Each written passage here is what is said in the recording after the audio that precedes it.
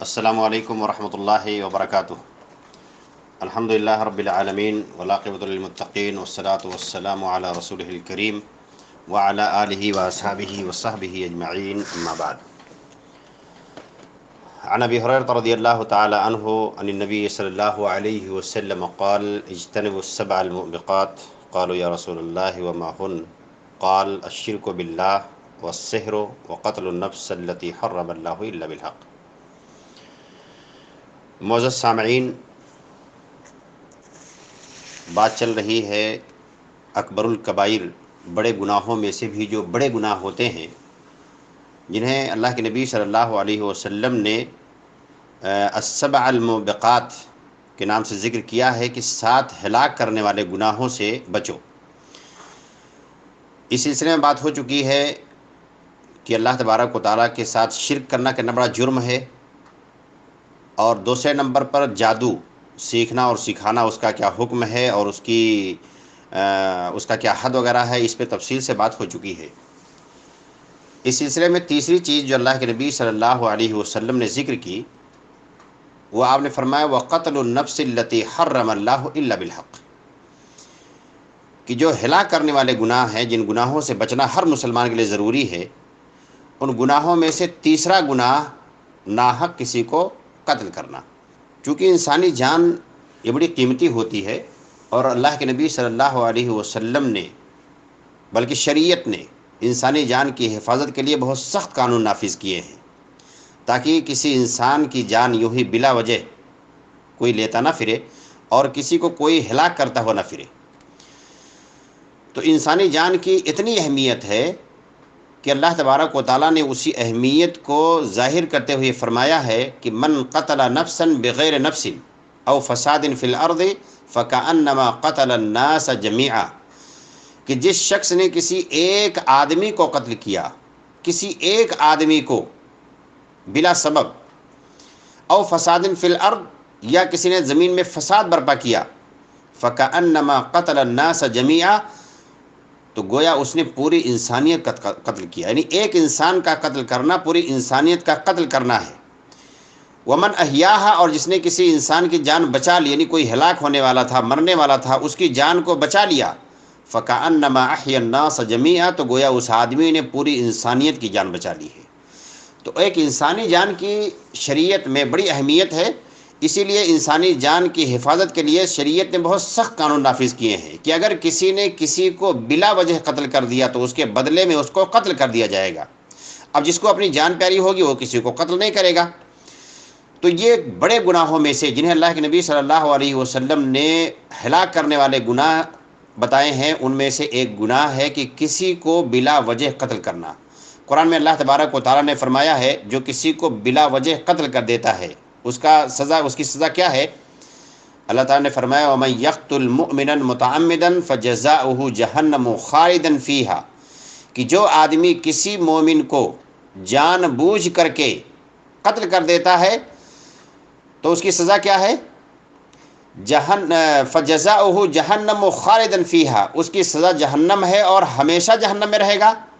وغضب اللہ علیہ، اللہ تبارک و تعالیٰ کا غضب اس پر نازل ہوگا۔ ولعنہ، اللہ تبارک و تعالیٰ کی لعنت بھی ہوگی۔ وعد لہ عذابا عظیما، اور اس کے لیے اللہ تبارک و تعالیٰ نے دردناک عذاب بھی تیار کر کے رکھا ہے۔ تو 4 سزائیں اس کے لیے ذکر کی گئی ہیں اس آیت میں۔ ایک تو ہمیشہ جہنم میں رہے گا،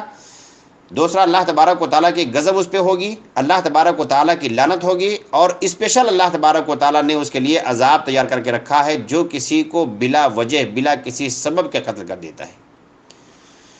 اسی طرح سے اللہ تبارک و تعالیٰ نے نبی کریم صلی اللہ علیہ وسلم سے کہا کہ اہل کتاب کو بلاؤ اور ان سے بتاؤ، اور اللہ نے فرمایا قل، آپ کہہ دیں تعالوا اتل ما حرم ربکم علیکم، آؤ ہم تمہارے لیے وہ چیز تلاوت کر کے سناتے ہیں کہ تمہارے رب نے تمہارے اوپر کیا کیا حرام کیا ہے۔ اللہ تشرکوا بہ شیئا، شرک کو اللہ تبارک و تعالیٰ نے حرام کیا ہے کہ اللہ تبارک و تعالیٰ کے ساتھ شرک نہیں ہونی چاہیے۔ وبالوالدین احسانا، والدین کے ساتھ احسان ہونا چاہیے، یعنی والدین کے ساتھ نافرمانی، والدین کی نافرمانی کو حرام کیا گیا ہے۔ ولا تقتلوا اولادکم من املاق، اور بھوک کی وجہ سے، نہ کھلا پلا پانے کی وجہ سے اپنے بچوں کو قتل کرنا بھی حرام ہے۔ یعنی بہت سارے لوگ بچوں کو اس لیے پیدا نہیں ہونے دیتے ہیں، پہلے زمانے میں پیدا ہونے کے بعد قتل کرتے تھے، اب تھوڑا زمانہ ذرا ایڈوانس ہو گیا ہے تو پیدا ہونے سے پہلے قتل کر دیتے ہیں۔ تو اللہ تبارک و تعالیٰ نے فرمایا کہ اس ڈر سے کہ اس کو کھلا پلا نہیں پاؤ گے، اس وجہ سے اپنی اولاد کو قتل نہ کرو۔ آگے اللہ تبارک و تعالیٰ نے فرمایا نحن نرزقکم وإیاہم، ہم تمہیں بھی روزی دیتے ہیں، تم تمہارے بچوں کو بھی روزی دیں گے۔ ولا تقربوا الفواحش ما ظهر منها وما بطن، اور فحش اور بے حیائی کے کاموں کے قریب نہ جاؤ، ان میں جو ظاہر ہیں، جو باطن ہیں، پوشیدہ ہیں، یعنی نہ علل اعلان کسی فواحش کا ارتکاب کرو اور نہ ہی چپکے سے پوشیدہ طور پر کسی فواحش کا ارتکاب کرو، کسی ایسے کام کا ارتکاب کرو جو شریعت کی نظر میں بے حیائی شمار کی جاتی ہے، تو کسی بے حیائی کا ارتکاب نہ تو علل اعلان کرو اور نہ ہی اس کو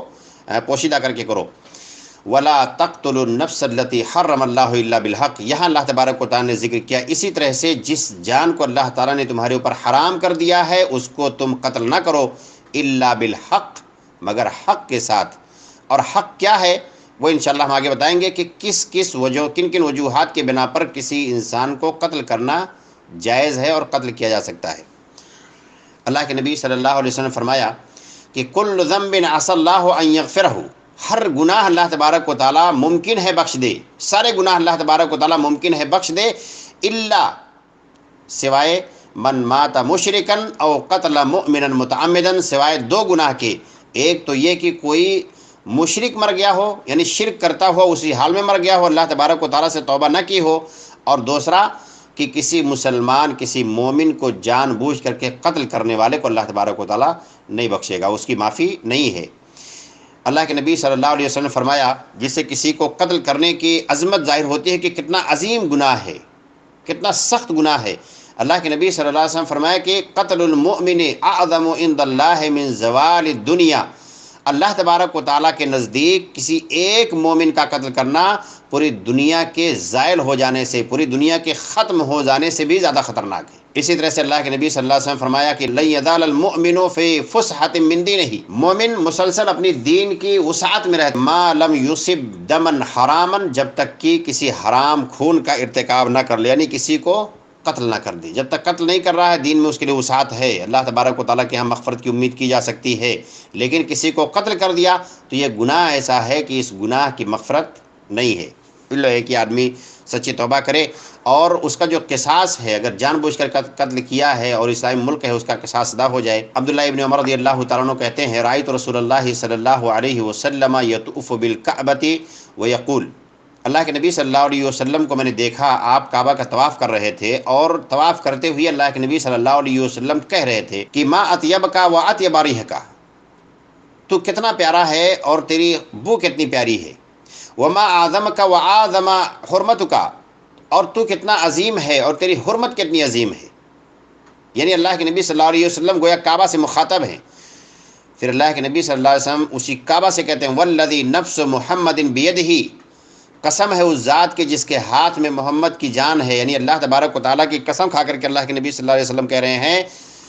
لحرمت المؤمن اعظم عند اللہ حرمتا منک، ایک مومن کی حرمت تمہارے حرمت سے بھی بڑی ہے اللہ تبارک و تعالیٰ کے نزدیک، یعنی خانہ کعبہ سے بھی زیادہ محترم ایک مومن کا خون، ایک مومن کی جان ہے۔ مالہ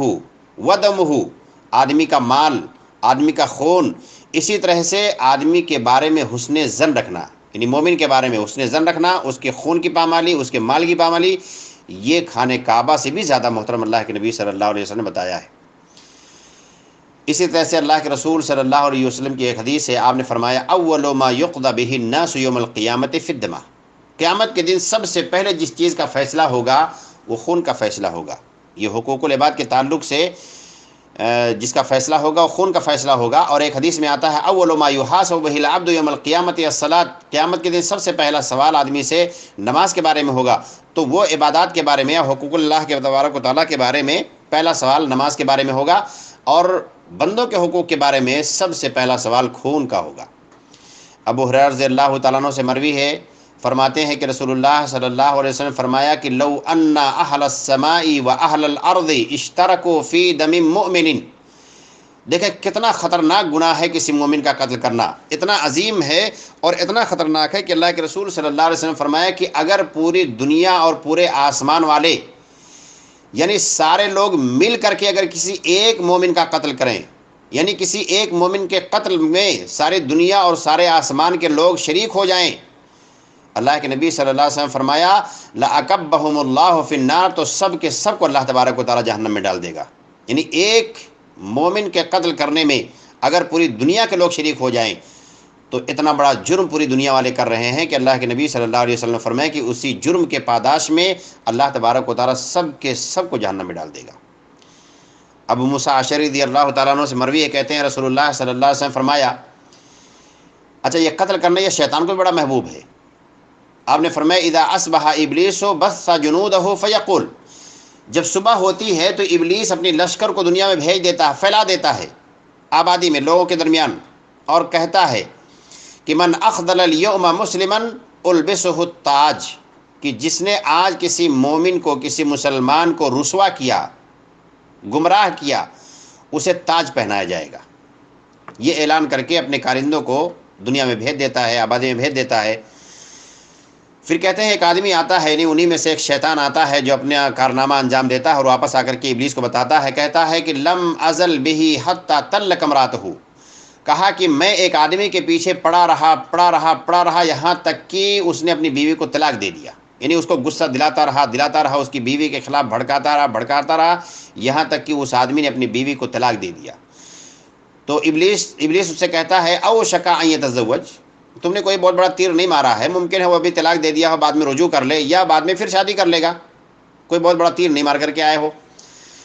وَيَجِيءُ هَذَا فَيَقُولُ، ایک دوسرا آتا ہے اور کہتا ہے کہ لم ازل بہ حتی اق والدیہ، کہا میں ایک آدمی کے پیچھے پڑا رہا یہاں تک کہ اس سے اس کے والدین کی نافرمانی کروا کر کے چھوڑا، اس نے اپنے والدین کی نافرمانی کر لی، حالانکہ یہ بھی بڑے گناہوں میں سے ہے۔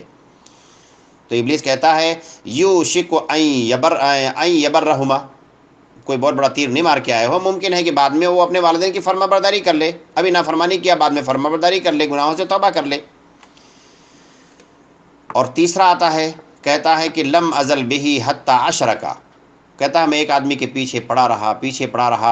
گمراہ کرتا رہا، اللہ تبارک و تعالیٰ سے بدظن کرتا رہا یہاں تک کہ اس آدمی سے شرک کروا دیا، وہ آدمی شرک میں مبتلا ہو گیا۔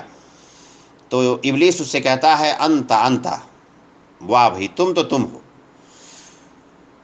اتنا واہواہی دے کر کے چھوڑ دیتا ہے۔ پھر ایک اور آتا ہے اور کہتا ہے لم ازل بہ حتی قتل، میں ایک آدمی کے پیچھے پڑا رہا، اس کو اس کے بھائی کے خلاف اکساتا رہا یہاں تک کہ اس نے اس کو قتل کر دیا۔ تو ابلیس کہتا ہے انت، تم تو تم ہو، وَيُلْبِسُهُ التاج، اور اس کو تاج پہنایا جاتا ہے۔ یعنی جو کسی کو قتل کرنے پر ابھارا جس شیطان نے اور اس سے قتل کروا کر کے چھوڑا، تو وہ تاج، جس تاج کا ابلیس صبح کو وعدہ کرتا ہے، وہ تاج قتل کروانے والے شیطان کو پہنایا جاتا ہے۔ تو دیکھیں کتنا بڑا جرم ہے اور کتنا خوش ہوتا ہے شیطان اس کام سے۔ تو ایک مسلمان کو چاہیے کہ ایسے گناہوں سے خاص طور سے محفوظ رکھے۔ ویسے سارے گناہوں سے آدمی کو اپنے آپ کو محفوظ رکھنا ہے، لیکن جو بڑے گناہ ہیں آدمی کے لیے جہنم میں ہمیشہ کے لیے ڈالے جانے والے ہیں، اللہ تبارک و تعالیٰ کی ناراضگی اس کے پاداش میں آتی ہے، اللہ تبارک و تعالیٰ کی لعنت کا مستحق ہوتا ہے، جس کے لیے اللہ تبارک و تعالیٰ نے خصوصی عذاب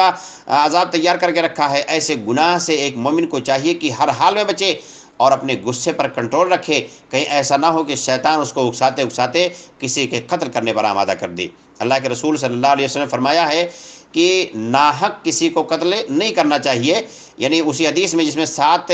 بڑے گناہوں کا ذکر ہے اسی میں ہے وَقَتْلُ النَّفْسَ الَّتِي حَرَّمَ اللَّهُ إِلَّا بِالْحَقِّ، کسی کو ناحق قتل کرنا۔ اچھا ناحق قتل کرنا حرام ہے، تو قتل کرنے کا حق کیا ہے، یعنی کن بنیاد پر، کن وجوہات کی بنا پر کسی کو قتل کیا جا سکتا ہے۔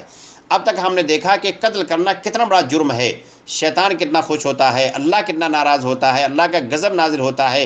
اللہ اس کے لیے ہمیشہ کے لیے جہنم میں ٹھکانہ بناتا ہے۔ قیامت کے دن سب سے پہلا سوال اسی قتل کا ہوگا، خون کا ہوگا۔ جب تک بندہ خون نہ کر لے، شرک نہ کر لے، بندے کے بخشے جانے کی امید لگی رہتی ہے۔ لیکن کچھ ایسے مواقع ہیں، کچھ ایسی وجوہات ہیں جن میں کسی کو قتل کرنا جائز ہو جاتا ہے۔ تو کون سے ہیں؟ بخاری مسلم کی روایت ہے، اللہ کے رسول صلی اللہ علیہ وسلم فرمایا کہ لا یحل دم امرئ مسلم، کسی مومن، کسی مسلم کا خون حلال نہیں ہے الا باحدى ثلاث، مگر 3 وجوہات کی بنا پر۔ ایسا مومن یشہد ان لا الہ الا اللہ وانی رسول اللہ، جو اس بات کی گواہی دیتا ہو کہ اللہ کے علاوہ کوئی حقیقی معبود نہیں ہے اور میں اللہ کا رسول ہوں، اس کا خون 3 وجوہات کی بنا پر حلال ہے، ورنہ حلال نہیں ہے۔ وہ 3 وجوہات کون ہیں؟ الثیب، الزانی، ایسا زناکار، بدکاری کرنے والا یا کرنے والی عورت جو طیب ہو، یعنی جس کی شادی ہو چکی ہو۔ شادی شدہ زنا کرنے والے، ان کی سزا قتل ہے، اور قتل کیسے کیا جائے گا؟ رجم کیا جاتا ہے۔ اللہ کے نبی صلی اللہ علیہ وسلم نے رجم کیا بھی تھا، کرایا بھی تھا ماعز اسلمی اور غامدیہ کا، اور اسی طرح سے کچھ یہودیوں کو بھی رجم کیا گیا تھا۔ تو پتھر سے مار مار کر کے ان کو ہلاک کیا جائے گا، یہ اسلامی قانون ہے۔ لیکن کب ایسا کیا جائے گا؟ یہ نہیں کہ ایک آدمی دیکھ لیا اور مار کر کے قتل کر دیا۔ ایک تو آدمی خود قانون کوئی نافذ نہیں کر سکتا ہے، چاہے وہ اسلامی ملک میں رہ رہا ہو چاہے غیر اسلامی ملک میں رہ رہا ہو۔ کسی بھی انسان کے لیے جائز نہیں ہے کہ کسی بھی جرم کی سزا وہ خود دینے لگے۔ کسی کو چوری کرتا ہوا دیکھے ہاتھ کاٹ لے، نہیں ہو سکتا ہے۔ وہ سزا دینا یہ گورنمنٹ کا کام ہے، عدلیہ کا کام ہے۔ اور کسی بھی سیب زانی کو سزا کب دی جائے گی؟ پہلی یہ کہ وہ خود اس بات کا اعتراف کرے کہ ہاں ہم نے ایسا کیا ہے۔ دوسرا یہ کہ اگر وہ خود اعتراف نہیں کر رہا ہے، کوئی اس کے اوپر الزام لگا رہا ہے، تو الزام لگانے والا اپنے علاوہ 4 گواہ اور پیش کرے، اور 4 ایسے گواہ جو آنکھوں دیکھی گواہی دے رہے ہوں، تب ایسے شادی شدہ کو اس گناہ کی بنا پر قتل کر دیا جائے گا۔ تو جن کا خون حلال ہے ان میں پہلے یہ وہ ہیں جو الثیب الزانی، شادی شدہ زنا کرنے والے۔ والنفس بالنفس، دوسرا کوئی اگر کسی کو قتل کر دیا، جان بوجھ کر کے قتل کر دیا، تو اس کے سزا میں، اس کے قصاص میں قاتل کو قتل کر دینا یہ جائز ہو جاتا ہے۔ یہ 2 ہے۔ اور تیسرا ہے والتارک لدینہ المفارق للجماعہ، دین کو چھوڑ دینے والا، یعنی مرتد ہو جانے والا، کوئی مسلمان کافر ہو گیا، جماعت سے الگ ہو گیا، تو اس کی سزا بھی قتل ہے۔ تو یہ 3 لوگوں کا تذکرہ ایک حدیث میں آیا ہے، اور الگ الگ حدیثوں میں جو تذکرہ ہے ان میں سے کچھ اور لوگ بھی ہیں جن کا قتل کرنا جائز ہو جاتا ہے، جیسے لواطت کرنے والے، یعنی جو اپنی خواہشات مردوں سے یا لڑکوں سے پوری کرتے ہیں، ان میں شادی شدہ یا غیر شادی شدہ ہونے کی کوئی شرط نہیں ہے۔ اگر کوئی اس جرم میں پکڑا گیا تو اس کی سزا قتل ہے، اس میں رجم بھی نہیں ہے، اس کی سزا قتل ہے۔ اسی طرح سے جیسا کہ پچھلی بار بتایا گیا ہے، جادوگر یا جادوگرنی، ان کی سزا بھی قتل ہے۔ اگر کوئی آدمی جادو سیکھ لیا ہے تو اس کو قتل کر دیا جائے گا۔ اسی طرح سے فی دفاع النفس، آدمی اپنے دفاع میں کسی کو قتل کر سکتا ہے۔ اگر قتل کر دیا تو پھر اس پہ گناہ نہیں ہے۔ ایک آدمی ہے جو کسی کو مارنے کے لیے بالکل تیار ہے اور مارنا چاہ رہا ہے، اس کی پوری کوشش کر رہا ہے، لیکن نہیں مار پا رہا، سامنے والا بھی دفاع کر رہا، اپنے آپ کو بچا رہا، اسی بچاتے بچاتے اگر اس کو قتل کر دیا تو اپنی جان کو بچاتے بچاتے قتل کر دیا، اپنی عزت کو بچاتے بچاتے اگر قتل کر دیا، اور یا اپنے مال کو بچاتے بچاتے کسی آدمی نے کسی کو قتل کر دیا، تو پھر وہ آدمی بھی گنہگار نہیں ہوگا۔ تو یہ کچھ صورتیں ہیں جن میں قتل کرنا جائز ہو جاتا ہے اور اس پر بندے کو گناہ نہیں ملے گا۔ اس کے علاوہ اگر بلا سبب کوئی آدمی کسی کو قتل کرتا ہے تو یہ بہت بڑا جرم، اتنے بڑے جرم کا ارتکاب کرتا ہے کہ حدیث میں آتا ہے، قرآن میں آتا ہے، اللہ تبارک و تعالیٰ نے فرمایا جس نے کسی آدمی کو بلا وجہ قتل کیا فَكَأَنَّمَا قَتَلَ النَّاسَ جَمِيعًا، تو گویا اس نے پوری انسانیت کو قتل کیا۔ تو ایک آدمی کو چاہیے کہ ایسے گناہوں سے اپنے آپ کو محفوظ رکھے جس سے اللہ تبارک و تعالیٰ کی غضب کا مستحق بنتا ہے، اللہ تبارک و تعالیٰ کی لعنت اس کے اوپر ہوتی ہے، جہنم کی وعید اس کے اوپر آئی ہے، جہنم میں خصوصی عذاب اللہ تبارک و تعالیٰ نے اس کے لیے تیار کر کے رکھا ہے۔ ان گناہوں سے اور اس طرح کے تمام گناہوں سے جو بڑے بڑے گناہ ہیں، اور ان کے ساتھ ساتھ آدمی چھوٹے گناہوں سے بھی اپنے آپ کو محفوظ رکھے۔ ایک آدمی جب چھوٹا گناہ کرتا ہے اور اس پہ مستقل کرتا رہتا ہے، استمرار کرتا ہے، تو چھوٹا گناہ بھی بڑا ہو جاتا ہے۔ تو آدمی چھوٹے گناہوں کو معمولی سمجھ کے رکھے، نہیں دن رات چھوٹا گناہ کرتا رہے کہ ہم نماز پڑھیں گے، روزہ رکھیں گے، وضو کریں گے، چھوٹے گناہ معاف ہوتے رہتے ہیں۔ تو معافی کی امید پر، توبہ کی امید پر آدمی کو گناہ نہیں کرنا چاہیے۔ اللہ تبارک و تعالیٰ سے دعا ہے کہ الٰہ العالمین ہم تمام مسلمانوں کو ہر طرح کے گناہ سے اور بڑے بڑے گناہوں سے، چھوٹے گناہوں سے، تمام گناہوں سے اللہ محفوظ رکھے۔ آمین۔ السلام علیکم ورحمۃ اللہ وبرکاتہ۔